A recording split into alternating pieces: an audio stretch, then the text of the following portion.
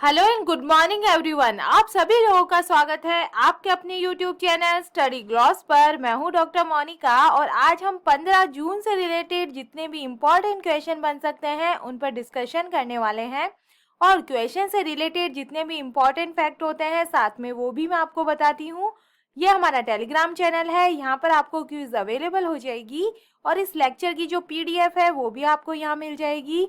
ये आपके लिए आज का मोटिवेशनल कोट है। मेहनत अगर आदत बन जाए तो कामयाबी मुकद्दर बन जाती है। तो आप अपनी मेहनत को लगातार जारी रखिए, आपको सफलता एक दिन जरूर मिलेगी।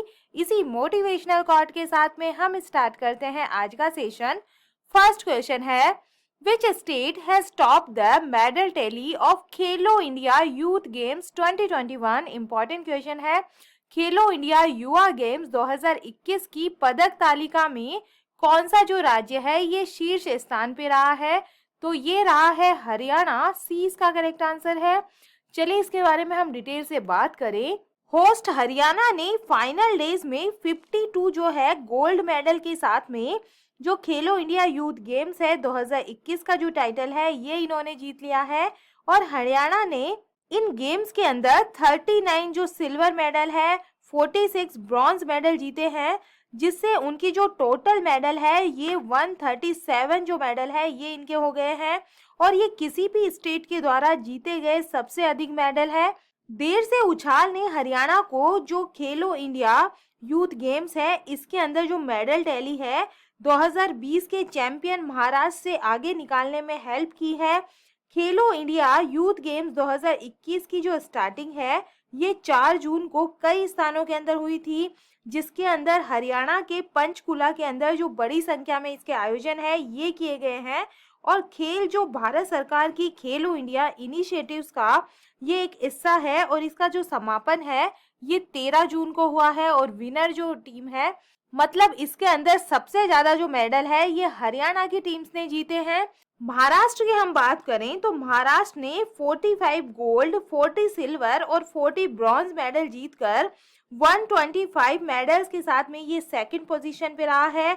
और कर्नाटक 22 जो गोल्ड है, 17 सिल्वर और 28 ब्रॉन्ज मेडल के साथ में जो टोटल मेडल है इन्होंने 67 मेडल के साथ में ये थर्ड पोजीशन के अंदर इस टूर्नामेंट के अंदर रहा है।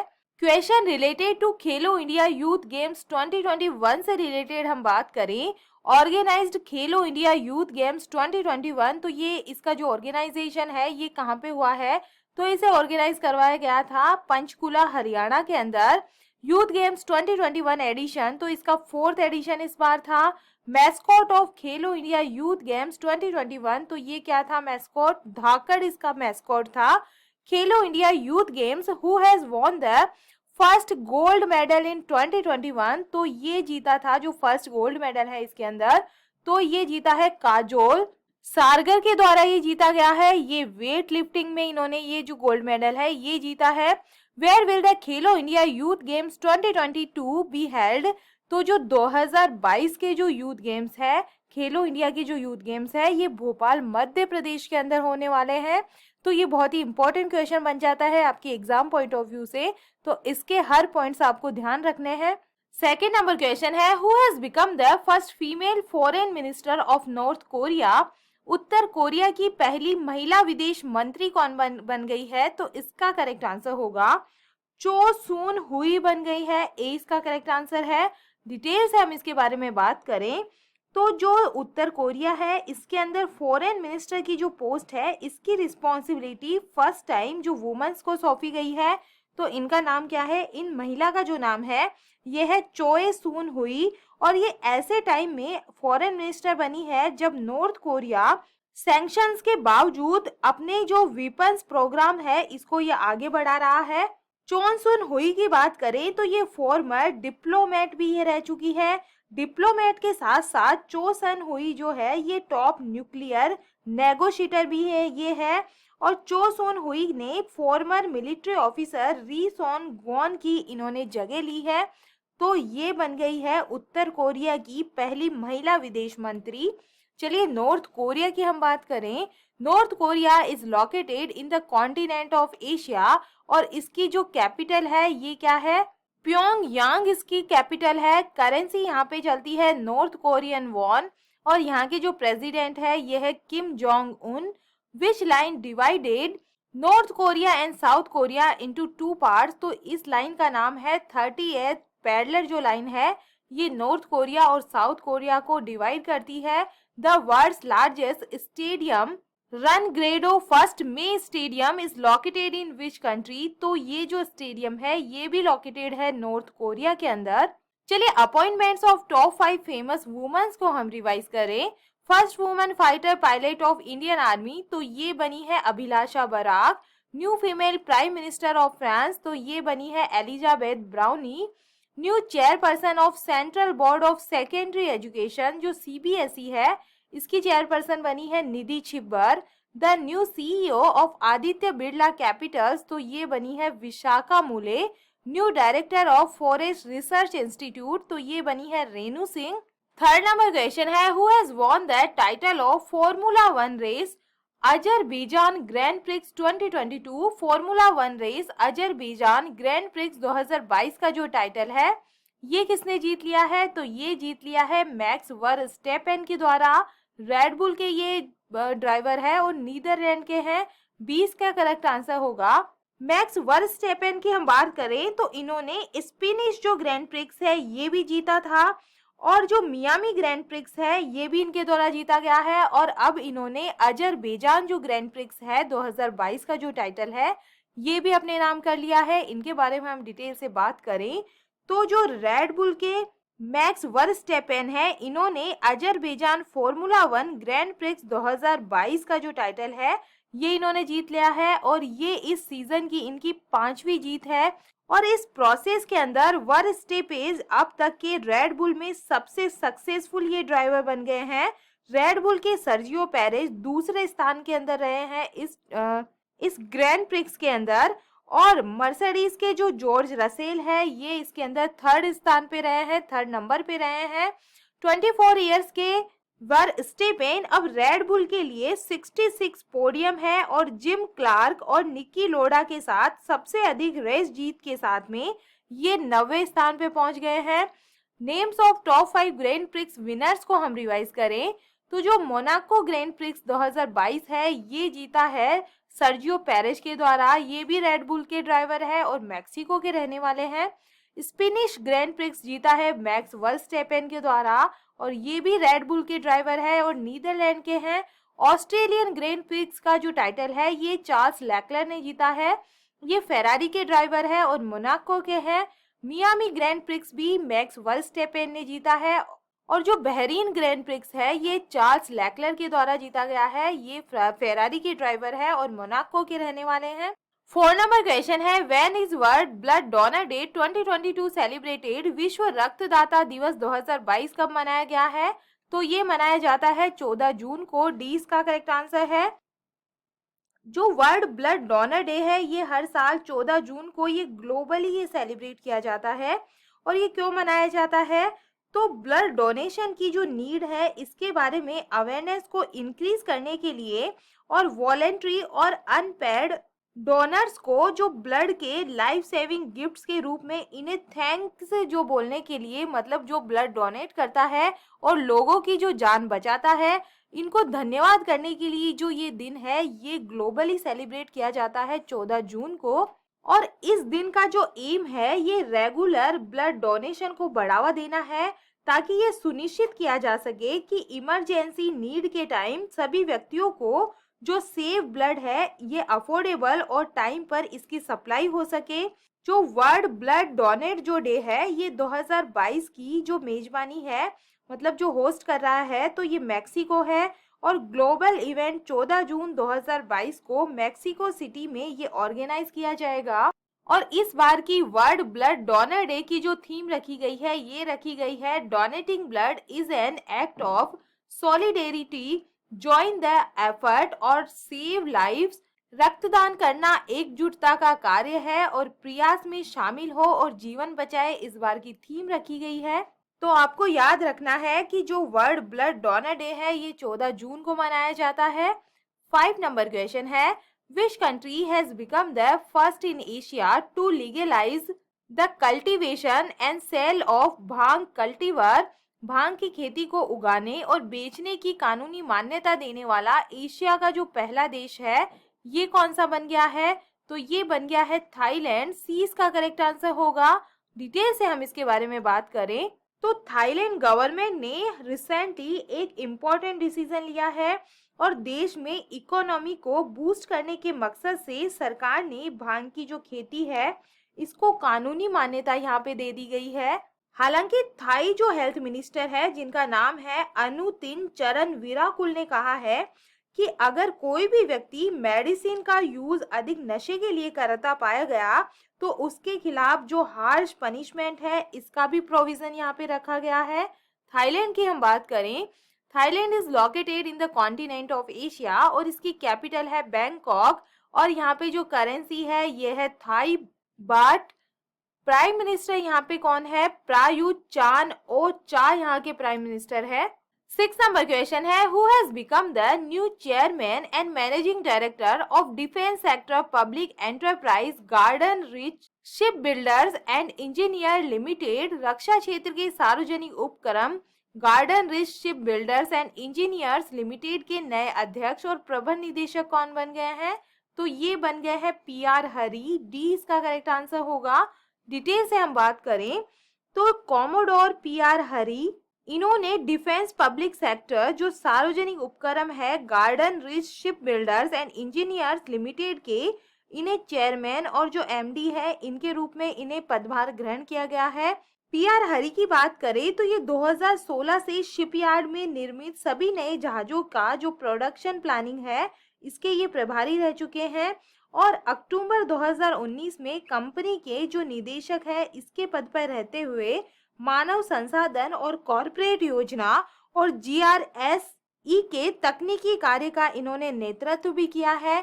टॉप 5 नेशनल अपॉइंटमेंट्स को हम रिवाइज कर लेते हैं तो NCERT के जो न्यू डायरेक्टर है national council of educational research and training के, तो ये बन गए हैं Dinesh Prasad Saklani, who has become the new chairman of university grants commission UGC के जो नए चेयरमैन है ये बन गए हैं M Jagdish Kumar. The new chairman of insolvency and bankruptcy board of India, तो ये है Ravi Mittal. India's new controller general of accounts, तो ये कौन बन गए हैं? सोनाली सिंह बन गई है। New director of defence research and development laboratory of DRDO, तो ये है श्रीनिवास मूर्ति।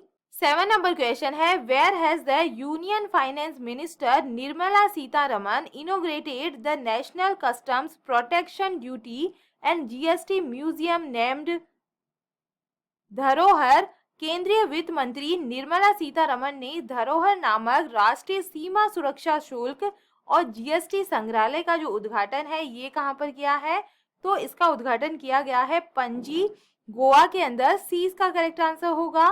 केंद्रीय जो वित्त मंत्री है निर्मला सीतारमन, इन्होंने 6 से 12 जून तक मनाए जा रहे वित्त मंत्रालय के आजादी का अमृत महोत्सव जो प्रतिष्ठित सप्ताह है इसके हिस्से के रूप में गोवा के अंदर राष्ट्रीय सीमा शुल्क और GST धरोहर का उद्घाटन किया है और 2 मंजिला ब्लू बिल्डिंग जिसे पहले गोवा में पुर्तगाली शासन की अवधि के दौरान अल्फाडेंगा के नाम से जाना जाता था, 400 से अधिक वर्षों से पणजी में मंडोवी नदी के तट पर ये खड़ी है और धरोहर देश में अपनी तरह का एक म्यूजियम है जो न केवल भारतीय सीमा शुल्क द्वारा जब्त की गई जो कलाकृतियां है इसको प्रदर्शित करता है, बल्कि देश की आर्थिक सीमाओं और इसकी विरासत, वनस्पतियों और जीवों समाज की रक्षा करते हुए सीमा शुल्क विभाग द्वारा किए गए कार्यों के विभिन्न पहलुओं को भी ये दर्शाता है।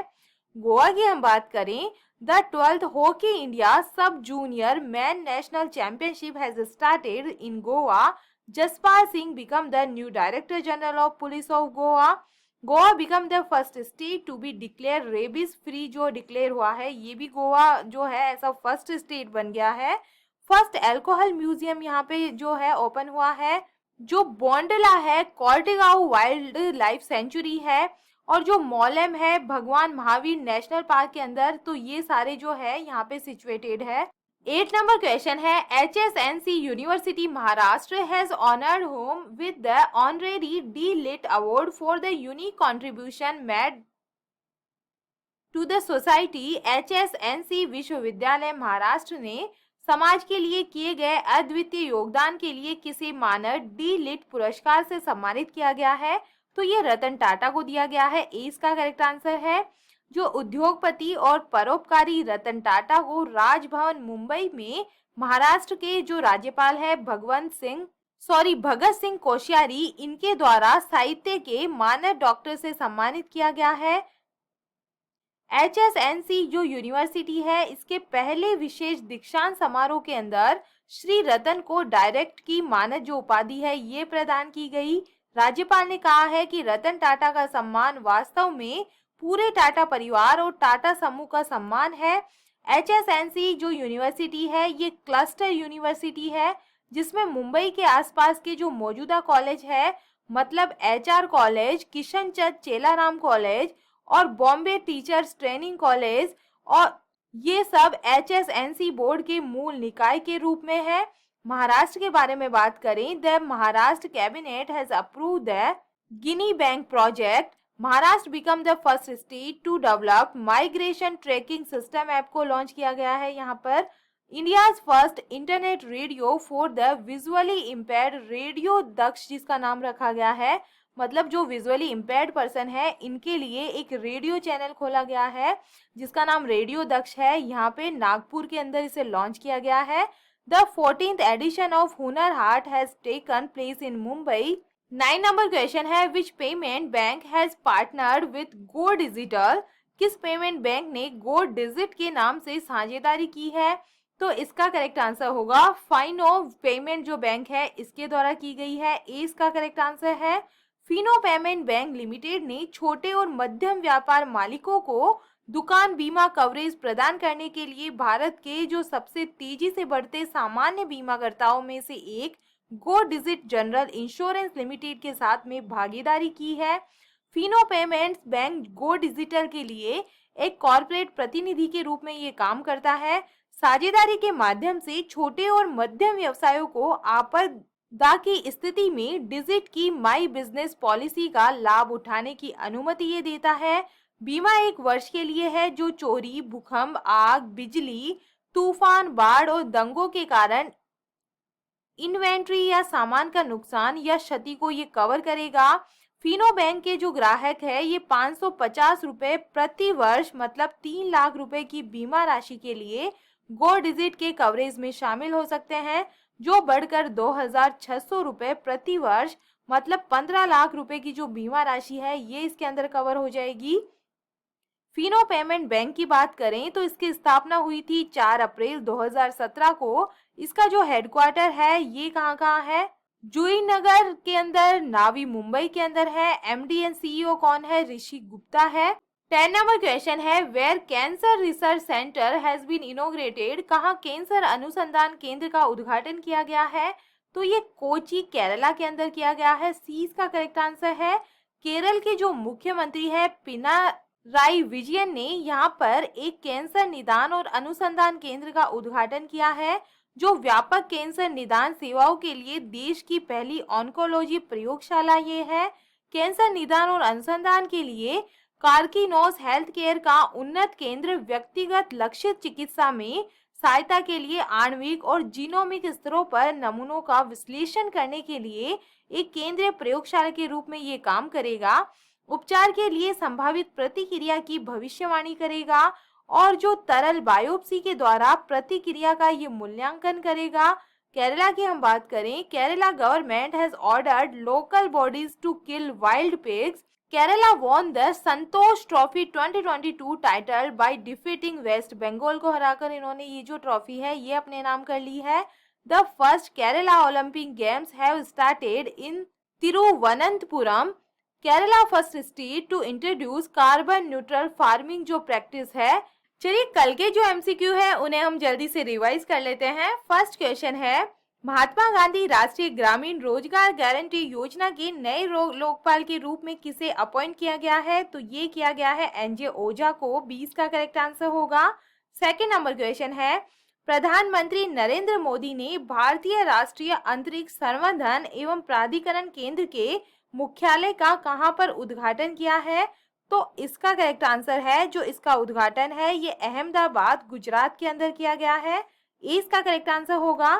थर्ड नंबर क्वेश्चन है, किसानों को सस्ती कीमतों पर कृषि मशीनरी उपलब्ध कराने के लिए YSR यंत्र सेवा योजना किसने शुरू की है? तो इसका करेक्ट आंसर होगा YS जगन मोहन रेड्डी के द्वारा ये स्टार्ट की गई है। डी इसका करेक्ट आंसर है।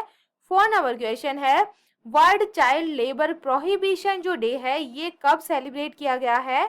तो इसका करेक्ट आंसर होगा ये 12 जून को ये सेलिब्रेट किया जाता है। ए इसका करेक्ट आंसर है।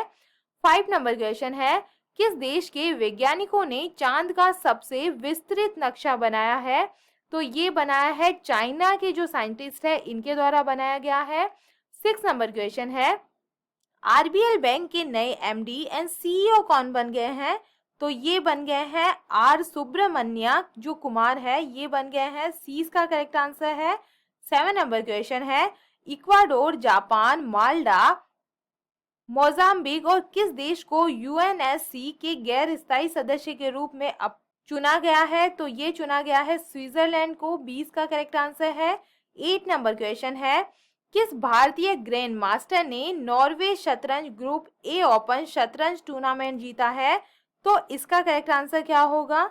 आर प्रज्ञानंदा के द्वारा ये जो टूर्नामेंट है ये जीता गया है। डी इसका करेक्ट आंसर है। 9 नंबर क्वेश्चन है, संयुक्त राष्ट्र की महासचिव नियुक्त होने वाली बांग्लादेश की पहली महिला राजनयिक कौन बन गई है? तो ये बन गई है रबाब फातिमा बन गई है। 20 का करेक्ट आंसर है। 10 नंबर क्वेश्चन है, वैश्विक सतत विकास रिपोर्ट 2022 में भारत किस स्थान पे रहा है? तो भारत इस बार रहा है 121वीं पोजीशन भारत की रही है। और ये था कल का स्टडी ग्लॉस क्वेश्चन। भारत के जो नए मुख्य चुनाव आयुक्त है ये कौन बन गए हैं? तो इसका करेक्ट आंसर होगा राजीव कुमार बन गए हैं। 20 का करेक्ट आंसर है। और इन्होंने किनकी जगह ली है? इन्होंने सुशील चंद्रा का स्थान लिया है। और ये है आप लोगों के लिए आज का स्टडी ग्लॉस क्वेश्चन। विश्व खुशहाली सूचकांक 2022 के अनुसार खुशहाल देशों की सूची में भारत कौन से स्थान पे रहा है? तो इसका आंसर आप मुझे कमेंट सेक्शन में दीजिएगा।